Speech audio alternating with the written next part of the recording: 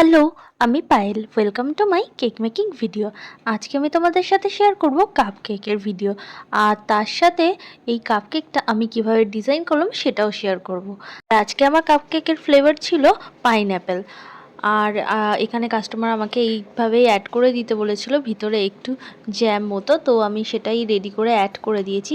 আর কেকের ডিজাইন দেখে তোমরা বুঝতেই পারছো এটা হচ্ছে কি আগের দিনে তোমাদের সাথে যে ভিডিওটা আমি শেয়ার করেছিলাম হাফ পাউন্ডের কেকের, এটা তার সাথেই যাবে, যার জন্য এখানে সানফ্লাওয়ারের ডিজাইনটাও সেম।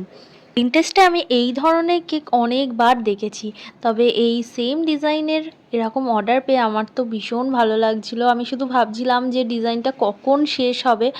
আর তোমাদের একটা কথা বলি, সেটা হচ্ছে প্রিন্টেস্ট থেকে তোমরা যে সমস্ত ফটো পাঠিয়ে আমাদেরকে বলো যে একদম সেম করে দিতে, দেখো সেম তো হয় না, সবার হাতের কাজ আলাদা হয় আর ফটোতে একটু আলাদাই লাগে। আমরা সবসময় চেষ্টা করি যাতে একটু সেম হয়।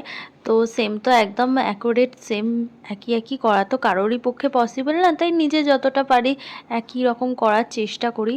তো এখানে ওই কেকটা, আগের কেকটা যেভাবে আমি রেডি করেছিলাম সানফ্লাওয়ারগুলো, এখানেও দুরকম ইয়েলো কালারের আমি অ্যাড করে দিচ্ছি। আমি জানি না কতটা বোঝা যাচ্ছে ভিডিওতে, একটা হালকা কালারে ইয়েলো কালার দিয়েছিলাম আর তারপর একটু ডার্ক করেছিলাম যাতে একটু ন্যাচারাল লাগে। তো এই কাপকেকগুলো কাপকেক বক্সে যাবে না, এইভাবে একটা যেরকম ব্রাঞ্চ হয় ফ্লাওয়ারের সেই রকম আমাকে করে দিতে বলেছিল।